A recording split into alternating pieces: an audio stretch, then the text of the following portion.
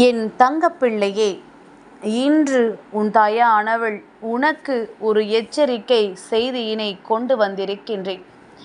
என் பிள்ளையே, உன்னுடைய வாழ்க்கையில் செய்வினைகள் இருப்பதாக நீ எப்பொழுதுமே அதிகமாக யோசித்து கொண்டிருக்கின்றாய். உனக்கு நடக்கின்ற எல்லா விஷயங்களுமே ஏதாவது ஒரு வகையில் கஷ்டங்களை கொடுக்கும் பொழுது, இந்த வாழ்க்கையில் நமக்கு யாரோ எதையோ செய்து விட்டார்கள் என்று சொல்லி உன்னை மிகுதியான வேதனைக்கு ஆளாக்கி நிறுத்தி வைத்து விடுகின்றது. இதற்கு மேலும் நாம் என்ன செய்ய போகிறோம் தெரியவில்லையே, நமக்கு இனி எதுவுமே வாழ்க்கையில் இல்லையே என்று சொல்லி வேதனைப்பட்டு கொண்டிருக்கின்ற என் குழந்தையே, உனக்கு செய்வினைகள் இருக்கிறது என்றால் இந்த வராகி நான் சொல்கின்ற அறிகுறிகள் எல்லாம் நிச்சயமாக உன் இல்லத்தில் இருக்கும். பலரும் சொல்லி பலவிதமாக நீ கேள்விப்பட்டிருக்கலாம். இருந்தாலும் இன்று இந்த வராகி நான் சொல்வதை கேட்டு உனக்கு தெரிந்தாலும் தெரியாவிட்டாலும் நிச்சயமாக மீண்டும் ஒரு முறை இதனை நீ நினைவுபடுத்தி கொண்டால் போதும். எப்பொழுதுமே இந்த வாழ்க்கையில் உனக்கான பல நல்ல விஷயங்கள் உன்னை தொடர்ந்து நடந்து கொண்டிருக்கின்றது. ஆனால் சில நல்ல விஷயங்கள் உனக்கு வாழ்க்கையில் உச்சபட்ச நிலையை அடையும் பொழுது சட்டென்று அது உன் கைகளுக்கு கிடைக்காமல் போய்விடுகின்றது.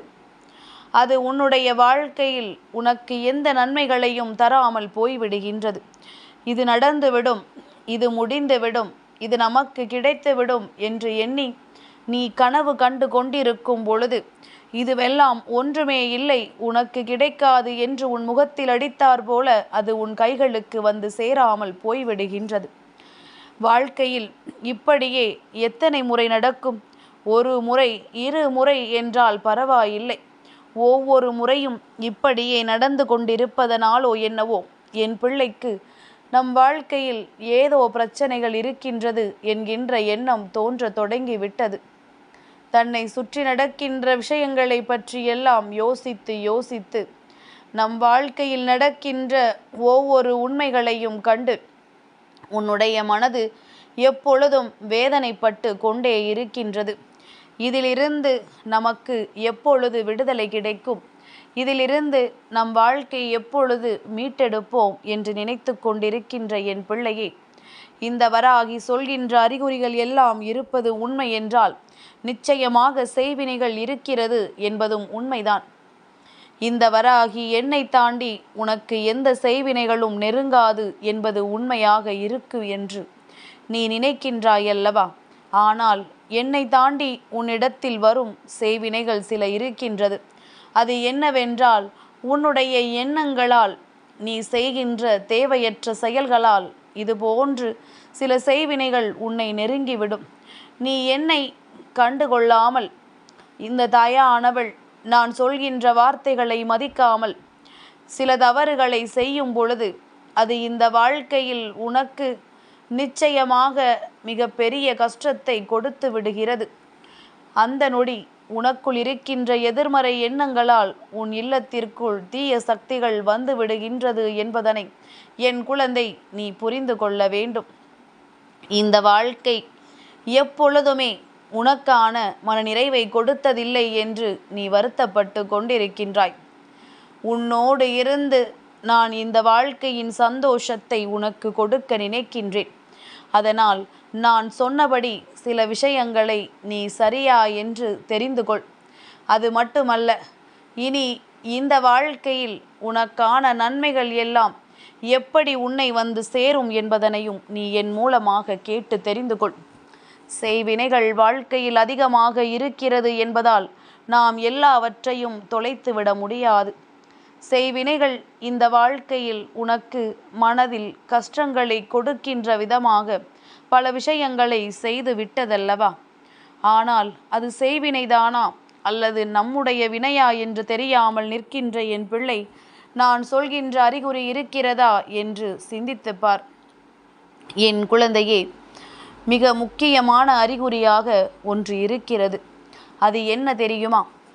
தெய்வத்தை வணங்க வேண்டும் என்று நினைக்கும் பொழுது எவ்வளவு முயற்சிகளை செய்தாலும் அது உனக்கு நடக்காமல் போய்விடும்.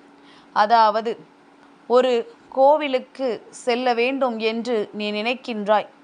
ஆனால் எவ்வளவு முயற்சி செய்தும் உன்னால் அங்கு செல்ல முடியாமல் ஏதாவது ஒரு விஷயத்தினால் தடுத்து நிறுத்தப்படுவாய்.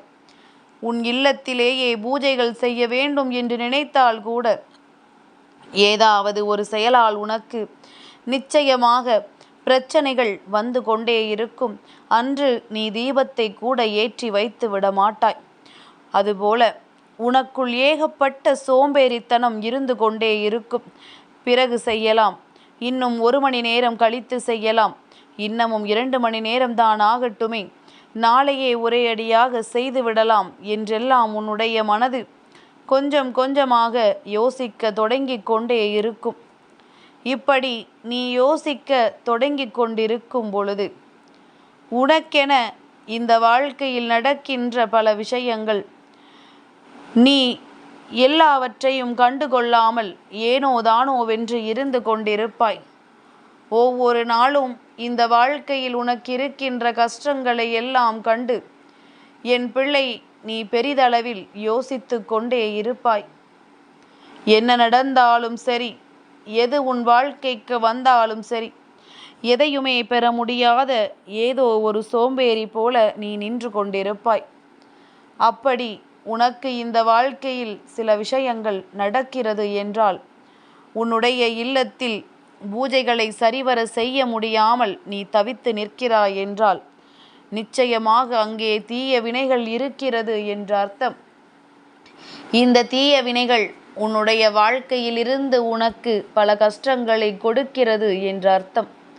இதற்கு நீ என்ன செய்ய வேண்டும் தெரியுமா?